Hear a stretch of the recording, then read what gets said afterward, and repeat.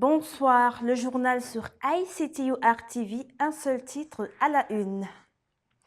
156e session du Conseil exécutif de l'Organisation mondiale de la santé. Les préparatifs ont débuté. Les membres du dit conseil, parmi lesquels le ministre camerounais de la Santé publique, Dr Manaouda Malachi, étaient réunis hier en visioconférence. De nombreux sujets ont été abordés. Développement dans ce journal.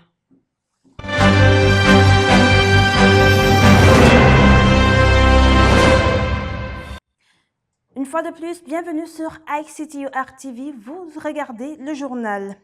Telle une traînée de poudre, le président de la République camerounaise, son Excellence Paul Biya, a été annoncé mort sur les réseaux sociaux. Une infox qui a été très rapidement démentie par le ministre directeur du cabinet civil Samuel Vondo Ayolo, ainsi que par le ministre de la Communication, porte-parole du gouvernement.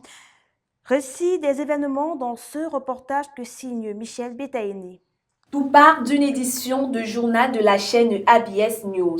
Paul Biya, Cameroon President, died in Europe. En français, Paul Biya, président du Cameroun, est mort en Europe. L'information est relayée sur les réseaux sociaux. D'aucuns la partagent tout en gardant une certaine réserve. D'autres la démentent aussitôt, la taxant comme une manœuvre d'individus tapis dans le noir pour distraire l'opinion publique. C'est ainsi que plus tard, dans la journée du 8 octobre 2024, deux communiqués viennent taire la rumeur. Celle du ministre directeur du cabinet civil Samuel Vondayolo et celle du ministre de la Communication, porte-parole du gouvernement René Emmanuel Sadi. De ces deux communiqués, on retient que le président Paul Biya se porte très bien et vague à ses occupations à Genève. Il est important de noter que c'est la deuxième fois que le président Biya est annoncé mort. La toute dernière était en 2004 où l'information avait été relayée par les journaux de par le monde. Des situations comme celle-ci deviennent de plus en plus courantes au Cameroun. Des personnalités publiques sont annoncées mortes par des personnes tapies dans l'ombre.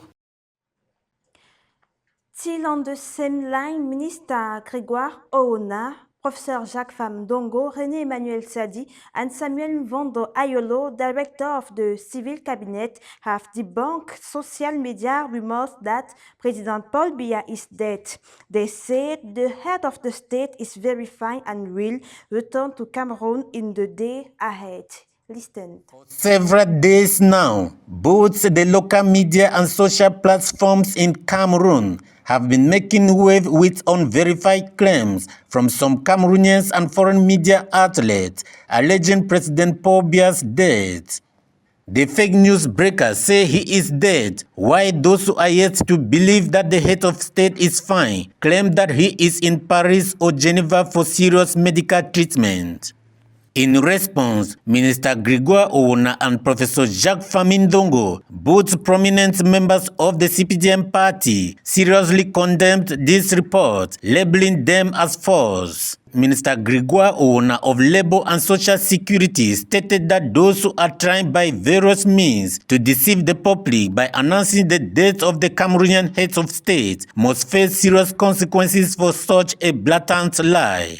Since they have no moral conscience left, the appropriate institutions must take action against these impostors wherever they are and wherever they broadcast. He adds that though we are in a democratic country, but even wickedness and hatred have their limits. To Minister Jacques Famdongo, the news is completely an unfounded and fabricated scheme.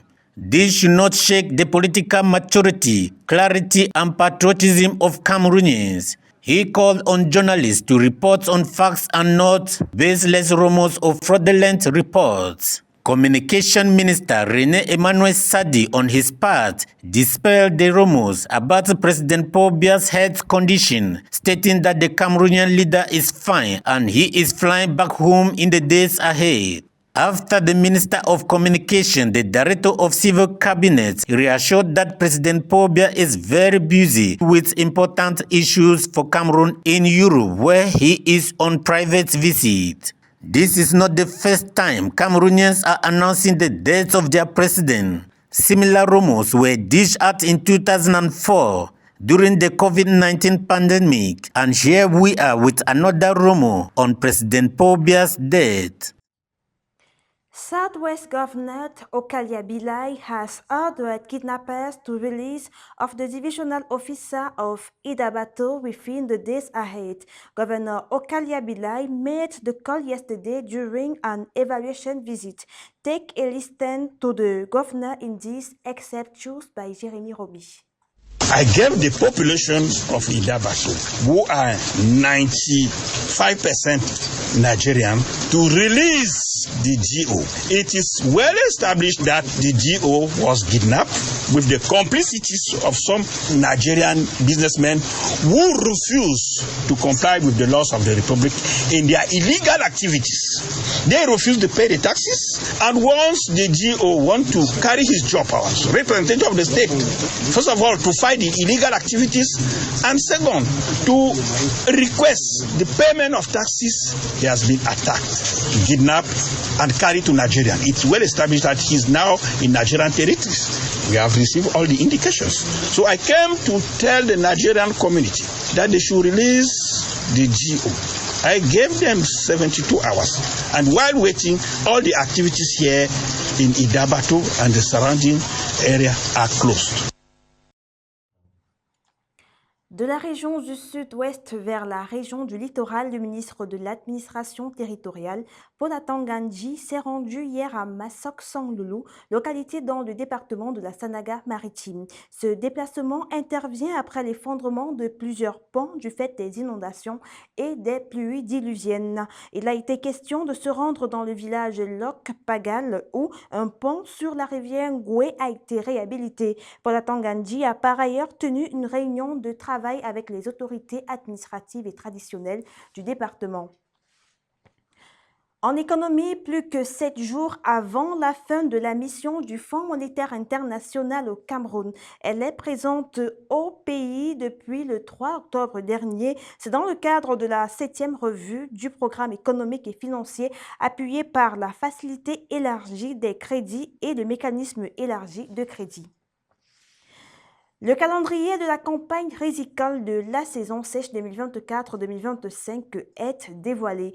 Elle s'étalera du 1er novembre 2024 au 31 mai 2025. Les objectifs de cette campagne sont fixés comme suit. L'on s'attend à 2066 hectares de rizières et 83 hectares d'aires de pépinière à Yagua.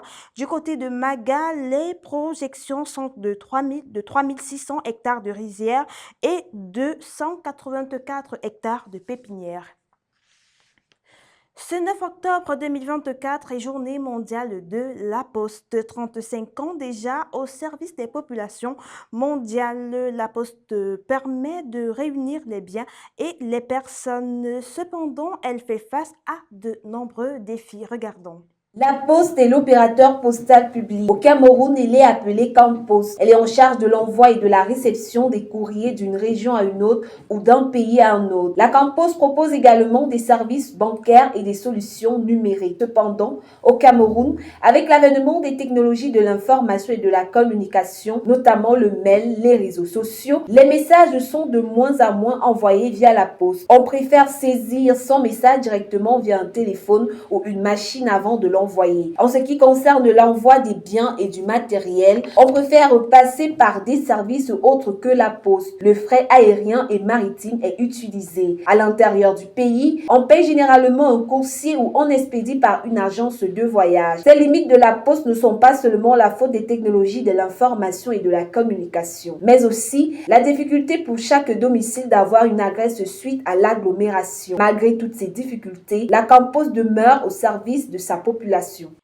The challenges faced by persons living with dyslexia come to the spotlight as the World Dyslexia Awareness Day is being observed in Wednesday, October 9. Our newsroom used the opportunity to speak with a clinical psychologist who throws more light on the topic. Promise Akante is our lady on that beat.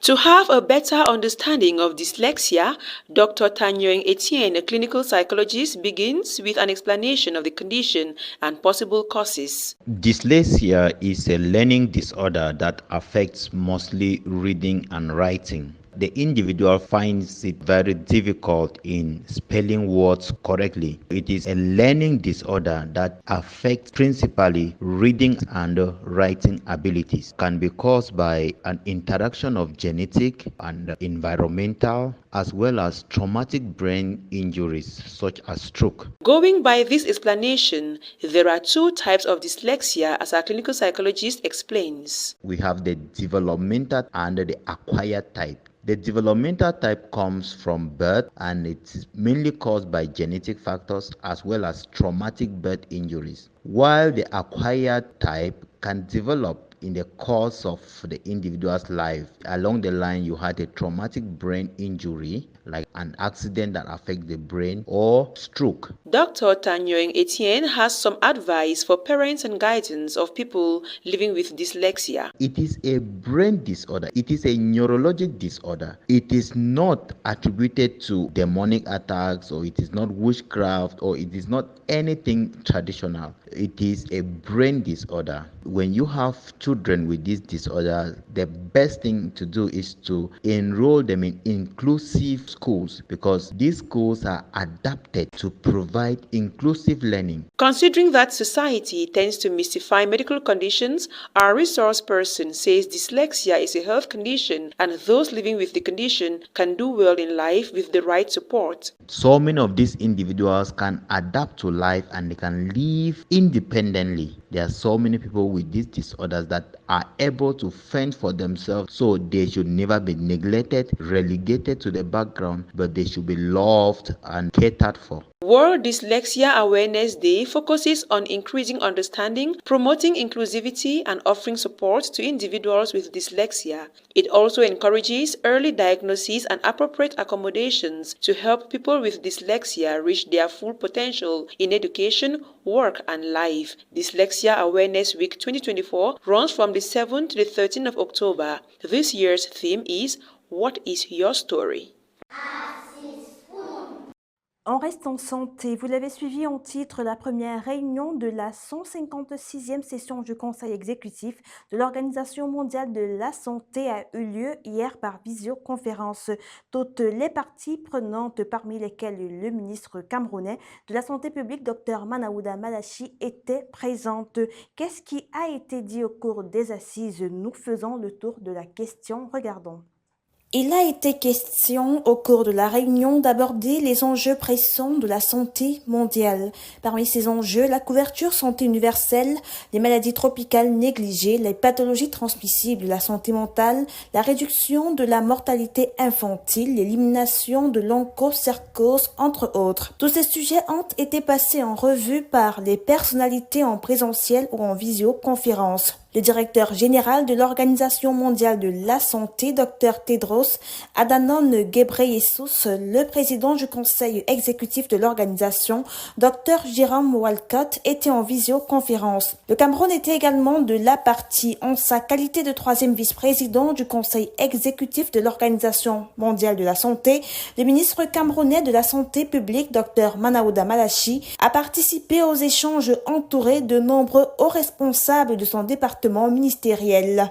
Les interventions du membre du gouvernement camerounais ont porté sur plusieurs points. De l'exploration du concept auto-soin dans le cadre de la couverture santé universelle à l'inclusion d'un point spécifique pour la santé mentale en passant par l'urgence de réduire la mortalité infantile, entre autres. Des prises de parole saluées par l'assistance et qui traduisent les défis critiques auxquels le système de santé mondial est confronté. De manière plus globale, le président du conseil exécutif, Dr Jérôme Walcott, a insisté sur la nécessité de renforcer la collaboration entre les États membres et l'OMS pour atteindre des objectifs communs en matière de santé publique. Cette réunion se tient en marge de la préparation de la 156e session du conseil exécutif de l'OMS. Ce sera à Genève, en Suisse, février 2025.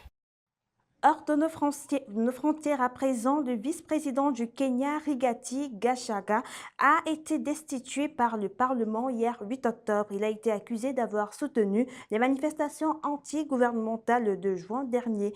Également, on lui reproche d'être impliqué dans de nombreuses affaires de corruption. 281 députés ont voté en faveur de sa destitution, tandis que 44 seulement étaient contre. Devant le Parlement, il a démenti ces accusations.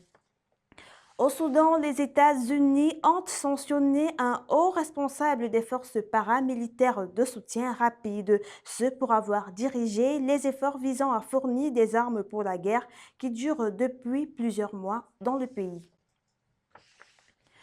On parle sport dans ce journal, toujours dans la continuité du processus de paix entre le ministère des Sports et la Fédération camerounaise de football. Les deux entraîneurs nationaux de l'équipe Fagnon masculine ont été reçus il y a quelques heures par le secrétaire général à la présidence de la République. Marc Brice et son assistant Joachim Mununga se sont engagés pour faire briller l'équipe nationale. Ces lions qui brilleront certainement de mille feux, on le souhaite vendredi prochain au stade Amadou Ahidjo de Yaoundé. Ils affrontent le Kenya dans le cadre de la 3e journée des qualifications pour le compte de la CAN Total Énergie Maroc 2025. Les préparatifs s'accentuent. Grosse perte dans le domaine du sport au Cameroun. Le football camerounais a perdu Vincent Ondoa, ancien président de la Fédération camerounaise de football. Il est décédé hier mardi à son domicile à Yaoundé. On se quitte sur cette triste information. Merci d'avoir été des nôtres. Merci à toute l'équipe derrière cette production. Au revoir, à demain. Portez-vous bien, prenez soin de vous et prenez soin de vos familles.